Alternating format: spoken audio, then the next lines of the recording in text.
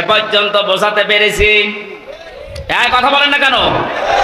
আজকে থেকে দায়িত্ব শুধু আলেমদের। বলেন, যে যতটুকু জানেন ওইটাই প্রচার করবেন, তাহলে এই দেশে কেউ আর কোরআন প্রচারে বাধা দেওয়ার সাহস দেখাবে না ইনশাআল্লাহ।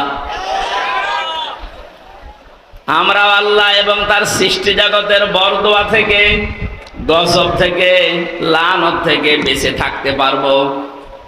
পক্ষান্তরে অপর পৃষ্ঠায় আল্লাহ জানিয়েছেন, কোরআনে কারিমের জ্ঞান থাকার পরে যদি কোনো মানুষ দুনিয়ার কোনো স্বার্থ পেয়ে সিদ্ধির কারণে গোপন করে রাখে, আমান আযলামু মিম্মান কাতামা শাহাদাতান ইনদাহু মিনাল্লাহ ইলা আখিরি আয়াত। সূরা বাকারা প্রথম নাম্বার পারার 20 নাম্বার পৃষ্ঠার